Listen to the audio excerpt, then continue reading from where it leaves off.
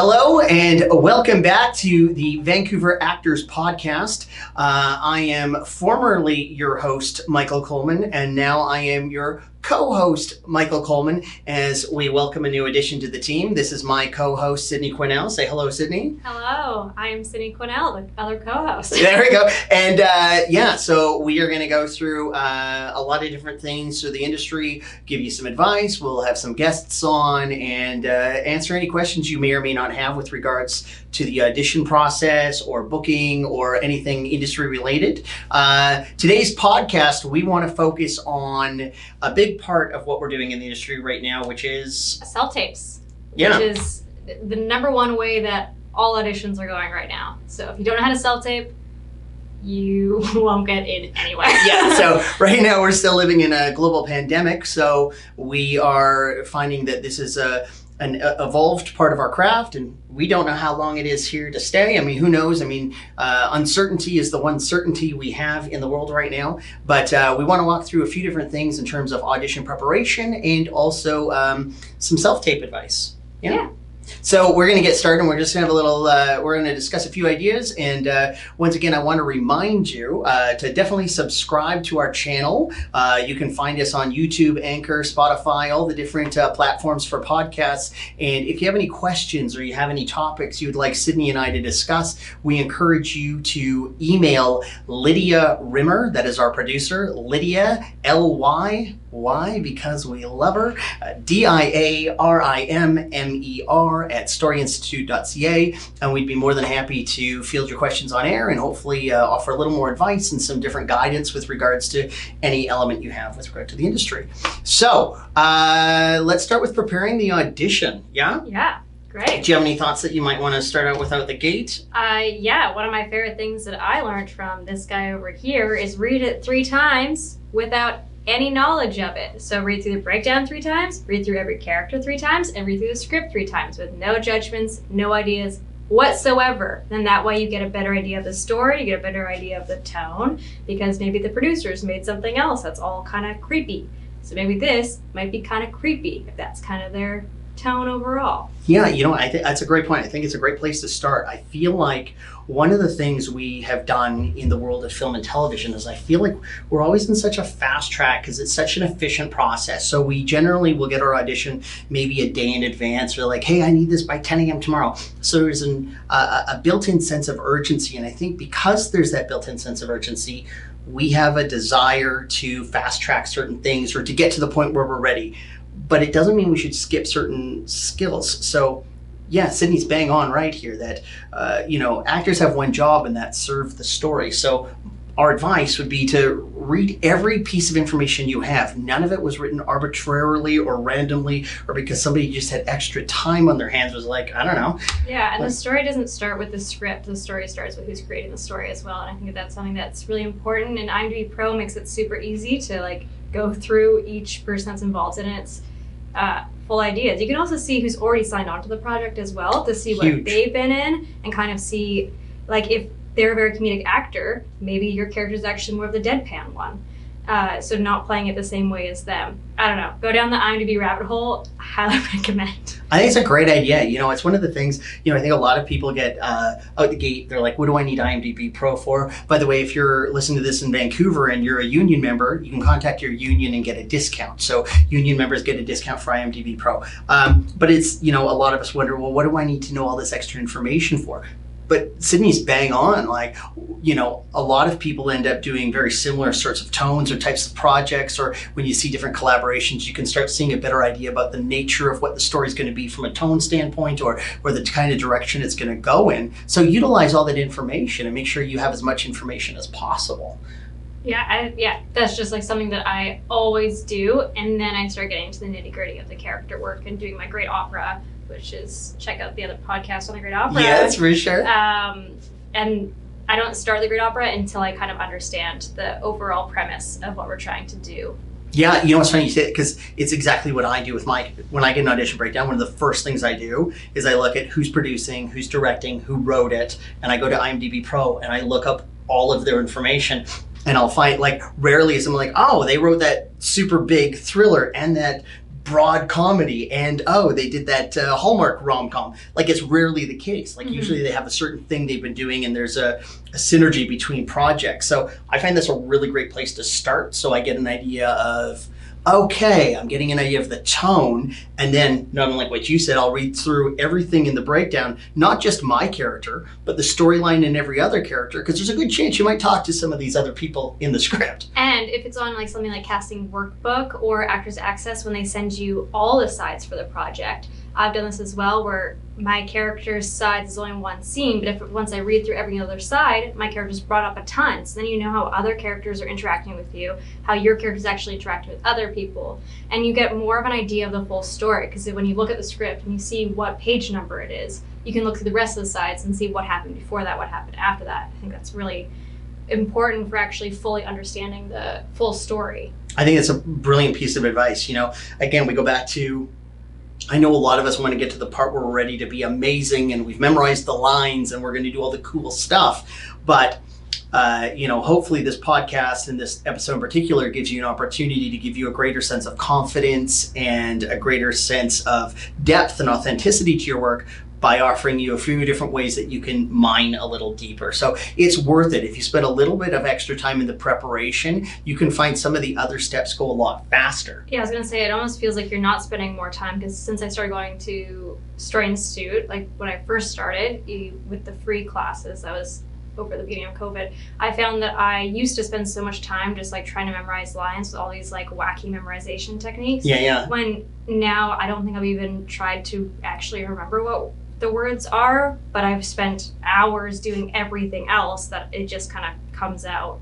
Yeah, I'm the same way. Like, I do so much prep that by the time I'm ready to start learning my lines, well, I already learned them because I learned them accidentally while I was doing the other stuff to understand what the story was doing or what the characters were doing. And hopefully we can give you some different tips and ideas today that'll give you a chance to have that same opportunity. And, I would still say one of the most common things I hear from actors that I'm coaching or working with that are new to me or new to the process is they gauge their performance by whether or not they remembered all their lines. So it's like, how'd you do? I don't know, I messed up a line, or I forgot one of my words. And it's like, it was never about that. But if you're still at the part of auditioning where your focus is, can I remember all these words in the right order? You're probably not at the place where you want to be. Yeah, some casting directors do care a lot about that, but that's where all the research comes with too, because I know there's certain casting directors, I won't say who in town, but they've had talks where they just kind of say, if you say a word wrong, they're not going to cast you, because for this particular network, you need to show that you can get off book really fast. But that's not everyone, and I'm sure if you're selling the story, they're not actually going to care. But just like looking at each casting director, they've probably done some sort of Instagram Live, some sort of podcast, something, sure. So you know what they specifically want, because casting directors are just people who all have different things that they like. Not everybody likes vanilla ice cream. Which is crazy because it is the best flavor. All right, we'll fight about that later. But yeah, and on that note as well, I would say, even if, I work as a writer, so I always, as a writer, want every actor to say things as I wrote it, because I did it on purpose, and it usually takes me years to get a script ready. At the same time, I'll say, I've been now working this industry for 30 plus years, and I've had the luxury of working with some of the biggest names in Hollywood, and none of them have ever got all their lines right all the time. So just make sure you're aware of that too, that shouldn't be the barometer for whether I'm doing a good job or not. It is most certainly your obligation. It is most certainly respectful to the writer and the process, but that shouldn't be the gauge of, did I do a good audition or not? Your good audition is, did you serve the story, and do we get an idea of who you are as the character? And yes, you most certainly should be off book and you should know all your lines, because there's no excuse not to in today's world, but I wouldn't let that be the defining factor. And a lot of the preparation for auditions is way before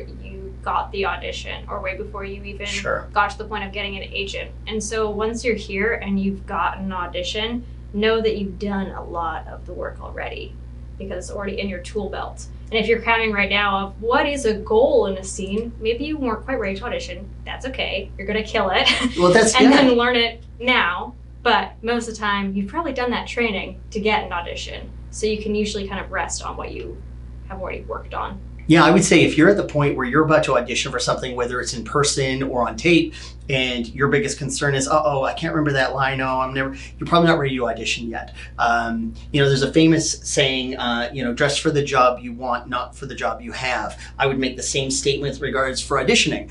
Don't approach this like it's a tryout or an interview. Approach it like you already have the job and show us what it looks like when you're in the role. Show us what you would do. Do that same level of preparation. Like if you were to book the role and you were on set, you wouldn't be sitting in there in your trailer still trying to figure out, I hope I can get all the lines right. I hope they like the way I do it, because you're you're going to do it how you do it. And then you might get some notes afterwards. Sure. And I guess on that note, I think a lot of times people are saying, well, I want them to know that it's still a work in progress and I'm still directable. So I don't want to sound too polished because, well, then it might not look like I'm ready to be directable. But here's the spoiler alert. Even once you book the role, you still need to be directable.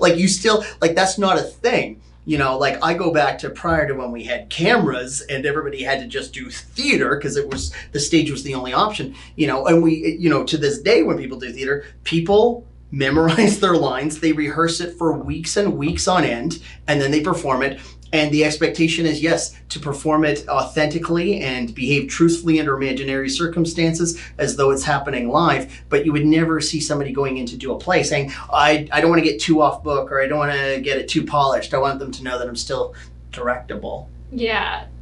Like you, even on set, every one of your takes before, obviously you've done the master, you need to change it on the close-up. But you should be kind of switched up a little bit, having some spontaneity, having a little bit of pizzazz, as long as pizzazz. Nope, pizzazz is it. You can't untake that. Nope. There's no editing button. Pizzazz. So you need to have some pizzazz in every take, but that pizzazz still has to have all of your character work in it. So it's just like a slightly different pizzazz. For sure. It's all about the levels of pizzazz. Pizzazz is like an onion. So many layers of pizzazz. But again, hopefully what you're hearing from here is what both of us would advise, I think, is that you need to build a system so that when you do get an audition, understanding that they're all going to be within 24 to 48 hour turnaround, you might need it the next morning, all these sorts of things. You have to build an efficient system so that you don't panic every time you get an audition wondering, oh my goodness, how many lines do I have to memorize? Oh my goodness, I've got 2 auditions. How am I going to do 2 auditions? The insanity of it all. So you already know that's the process. So if you're surprised every time that happens, you're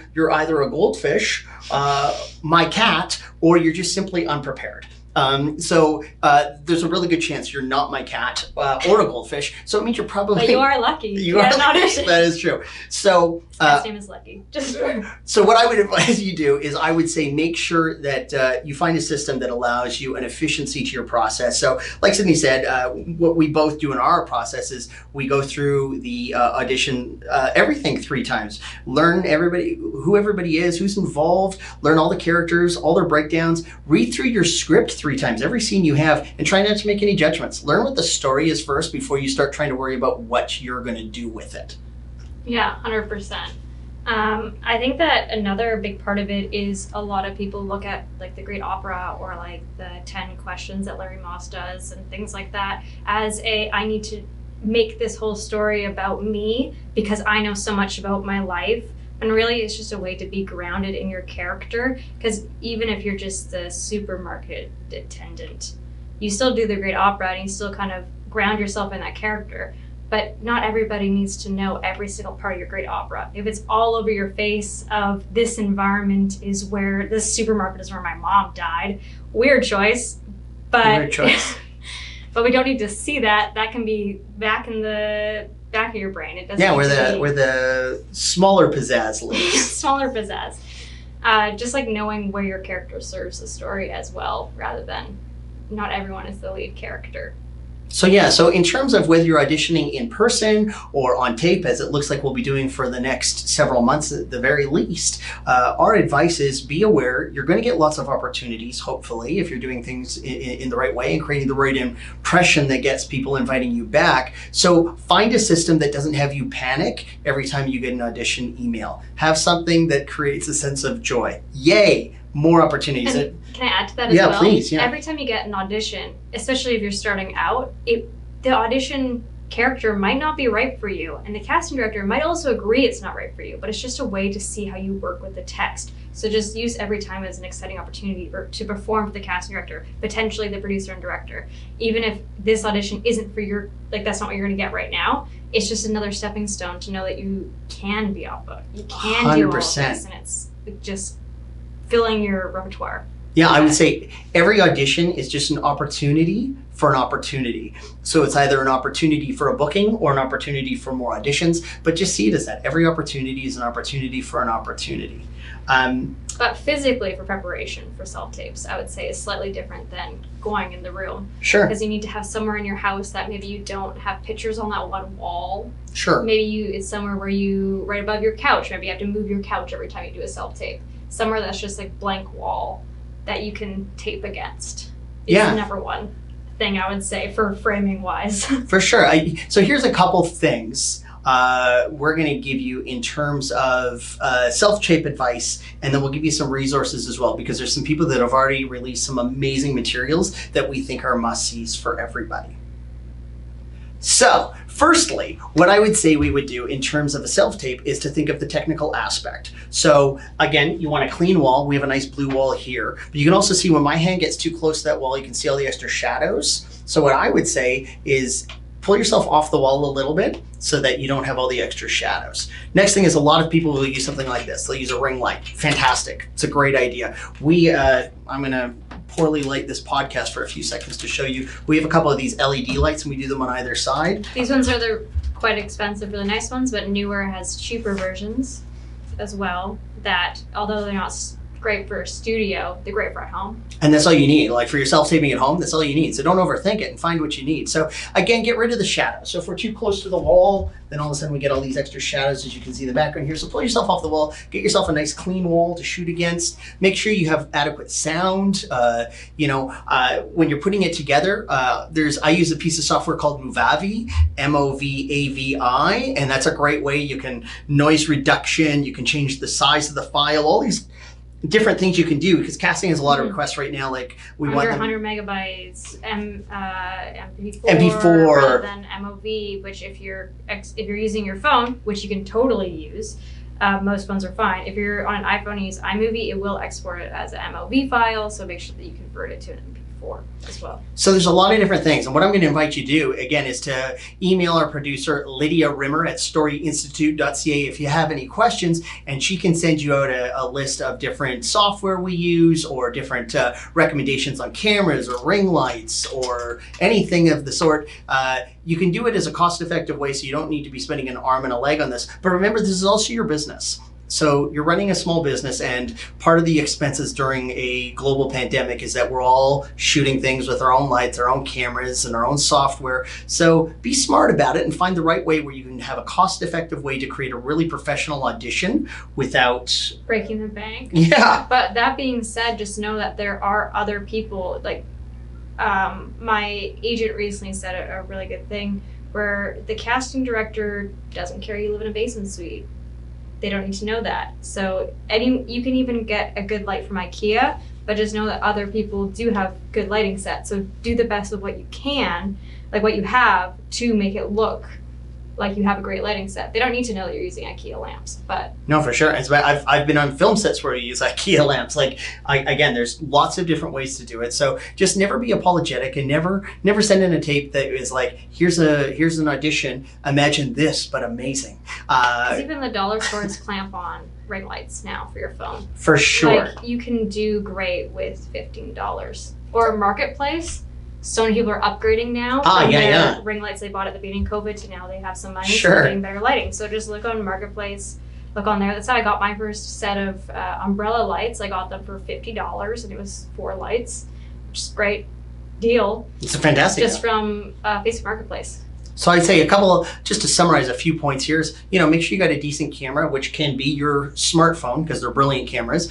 Get a decent set of lighting. Make sure the sound works. The natural sound on the phone works, or you can get external mics at a relatively cheap price now. Mm-hmm. Make sure you have the right software. Make sure you can convert it to an MP4 file. Make sure it's under 100 megabytes. Like, again, if you don't have access to Google, Does everybody have access to Google now? Should. Yeah, like in the planet, like, is that a new thing? Everybody knows Google. So you can Google it, and if you don't want to Google it, you can let us Google it for you, and we can send you links or different advice or sheets to help you with the technical aspects.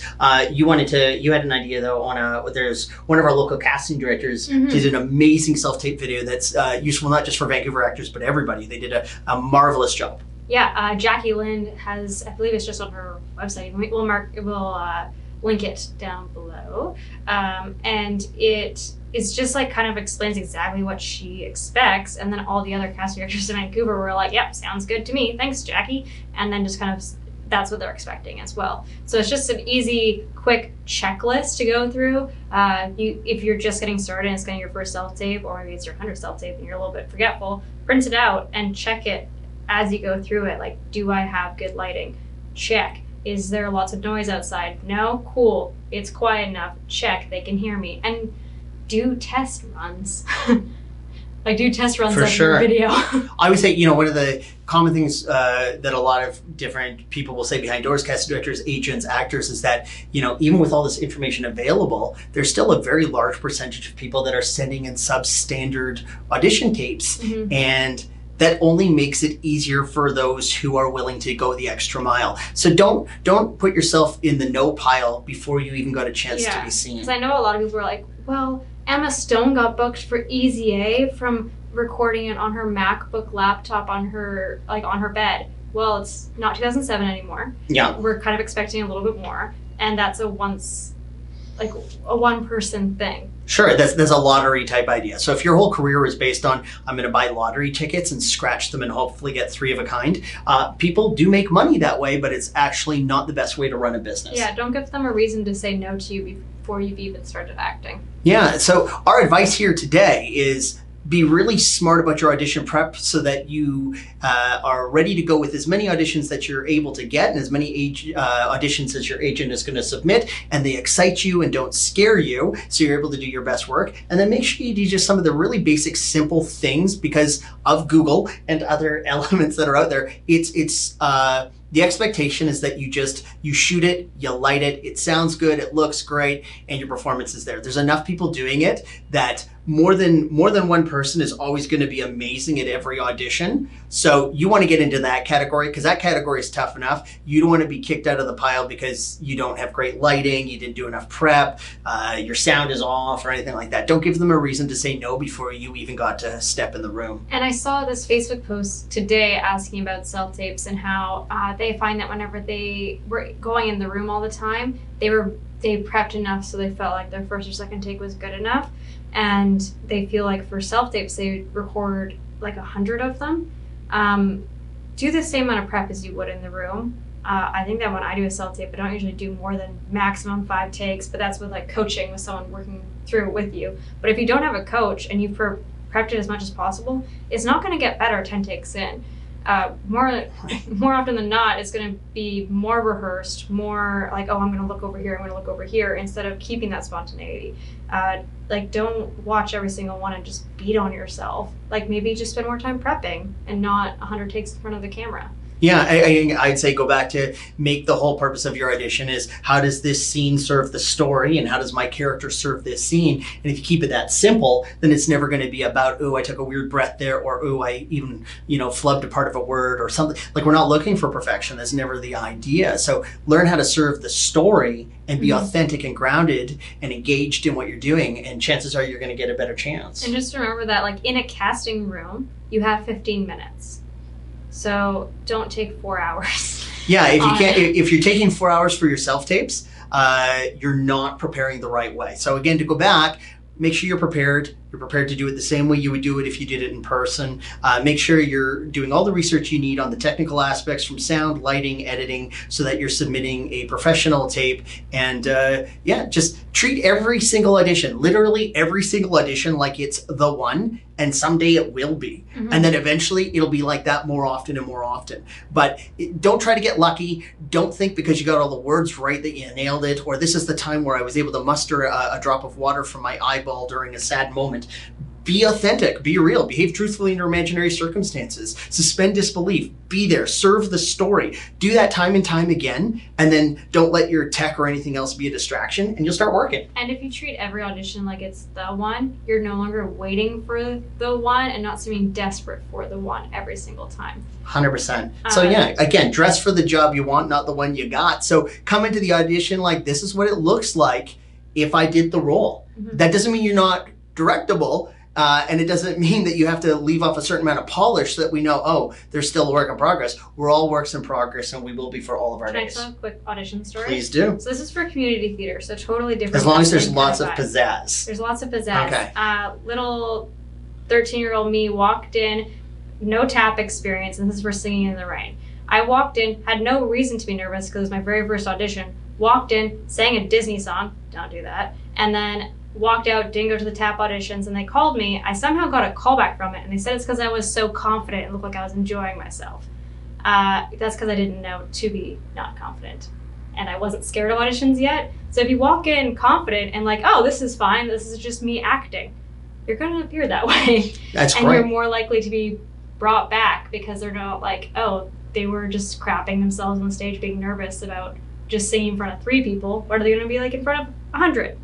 Well, on the same note, about 25 years ago, I had an audition where I had to sing. It was for a television project, and I walked in and I was so focused on getting the words right that I made a mistake, and I stopped, and I was nervous, and I let the cast director know, you know what, I'm so sorry. I just need a couple minutes. I can't remember the words of the song right now. And then they said to me, that's okay. Not everybody can do this. Thank you. And that was the end of my audition. That would have been the end of all. Peace out. Yeah, so it was a meaner time. But also, it was abundantly clear that even if I was going to memorize all the words or find the time, I wasn't ready to audition that day. I wasn't ready to perform. I wasn't ready to show them a game day performance. So I wasn't ready to audition. And in hindsight, still pretty mean. But yeah, still very mean, but at the same time. Also, I wasn't ready, and you know, that's sometimes the way we learn, and I learned the hard way that you treat every audition like it's the booking, and sometimes they like the booking so much, the next time they'll pay you, they'll get you a trailer, the whole fun thing, they'll bring in other people, lights and some food and stuff, but treat every audition like it is the performance, and sometimes it's an audience of 1 or 2, great, kill it, it's your performance, treat it as such. Especially at the beginning of your career and you're not booking anything yet, getting auditions is the first time you get a script that somebody thinks is made for you. So really take that opportunity to actually like have fun with it and act as if it's your day on set, because at the beginning you've had none. So this is the closest thing to it anyways. 100%. So this can be an amazing career. It can be lots and lots of fun, but you know, treat it like a professional and it'll treat you like a professional. So be prepared, create a system that's efficient so that you can have the depth that you want without the panic, and you can transition your fear into excitement. Take the advice we have, and I don't know if the link is below, but I think this is what you're supposed to do on videos. You do this, and then the link shows up. Or there's a card. Yeah, or you do like, you point things. It's like Dragon Ball Z. Have fun, Lydia. So yeah, we'll get our visual effects team. Lydia's going to love that. She will take all the things and we'll throw them at you like this. So hopefully that worked, and that wasn't just me taking an airball. What a cheap podcast if that's all we're doing here, Lydia. But yeah, so you have all the tools you need. Please email Lydia Rimmer at storyinstitute.ca if you want more information or more specifics about anything we've talked about here today. We do want to quickly do another quick shout out to weaudition.com. That's our first sponsor. So if you use the promo code Vancouver Actors, you get 25% off. We'd love to hear from you in terms of how that experience is. We're excited to have them on board for Vancouver Actors Podcast. Yeah, so what it does is you can actually find a reader at really short notice, because right now, obviously, pandemic, you can't just be inviting random people into your house to tape with you. And this has people that are vetted. It kind of has like a Uber rating system, so you know who's like a good reader, who's on time, who doesn't overact for you, and you can choose a reader that's good for you. There's obviously a lot of other ways you can do that. There's like different Vancouver groups on Facebook, but this way you know that whoever you're choosing is going to be actually show up for you and have good sound, have good video quality and read well for you. And if you're a good reader, they have like readers of the week kind of thing that they post on the social media about you with your headshot for even more people to see. Huge win-win with this. So weaudition.com, we're really grateful for them. As you can see, I just flubbed their name as I said it. So even when we have all the words, we make mistakes. Weaudition.com. We continue like professionals. Give them a try. Let us know how it goes. Vancouver Actors is your promo code. Again, please subscribe to our channel. Let us know if there's anything we can do to give you more insight or ideas, or if there's anything further you want from this podcast. Lydia would be more than happy to when she finishes all the special effects we're putting into the show right now.